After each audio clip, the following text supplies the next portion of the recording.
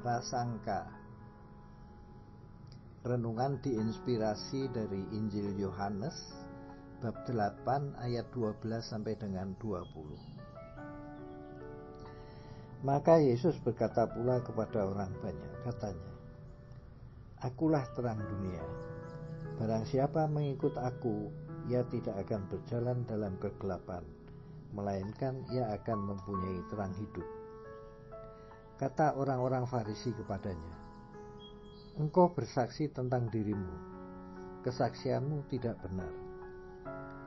Jawab Yesus kepada mereka, katanya, "Biarpun aku bersaksi tentang diriku sendiri, namun kesaksianku itu benar, sebab aku tahu dari mana aku datang dan kemana aku pergi.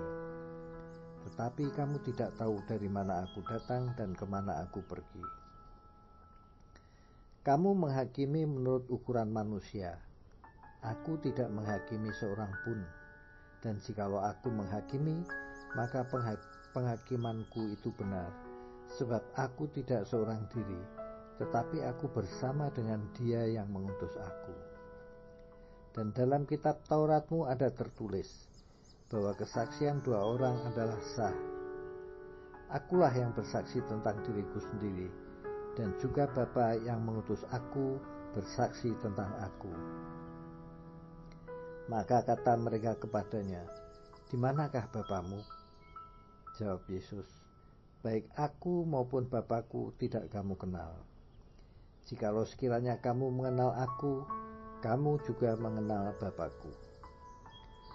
Kata-kata itu dikatakan Yesus dekat perbendaharaan, waktu ia mengajar di dalam bait Allah, dan tidak seorang pun yang menangkap dia, karena saatnya belum tiba. Demikianlah sabda Tuhan. Terpujilah Kristus. Orang Yahudi menolak pernyataan Yesus tentang dirinya sendiri sebagai terang dunia. Menurut Taurat, suatu kesaksian itu benar bila diberikan oleh dua orang saksi.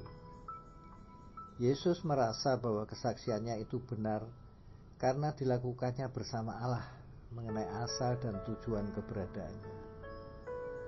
Mereka menghakimi Yesus berdasarkan prasangka, bukan berdasarkan kebenaran tentang jati diri Yesus.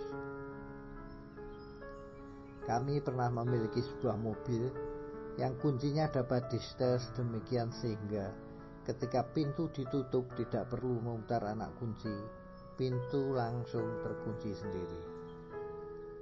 Sekali waktu ketika kami parkir, pintunya tiba-tiba menutup sendiri, sementara kunci kontak tertinggal di dalam.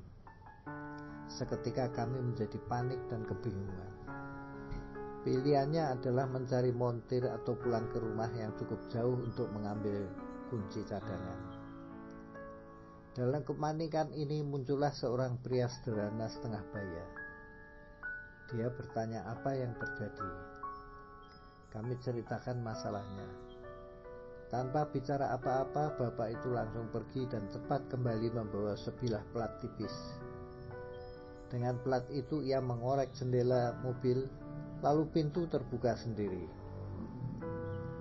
Aku pikir dia adalah seorang montir atau petugas maintenance. Aku segera masuk ke dalam mobil dan mengambil kunci kontak. Kulihat bapak penolong itu pergi tanpa berkata apa-apa. Aku pikir dia akan segera kembali, dan pada saat itulah nanti aku akan berterima kasih dan memberi sekedar uang jasa atas pertolongannya. Tetapi setelah sekian lama dia tak kunjung muncul juga. Aku penasaran dan berkeliling di sekitar tempat itu, tapi aku tak dapat menemukannya. Betapa aku sangat menyesal karena bahkan ucapan terima kasih pun belum sempat aku ucapkan. Betapa aku telah menilai seseorang secara salah. Aku telah berprasangka. Marilah kita selalu memeriksa hati kita, karena hanya di dalam hati yang bersih dan murni, kita dapat menyadari kehadiran Tuhan dalam peristiwa sehari-hari.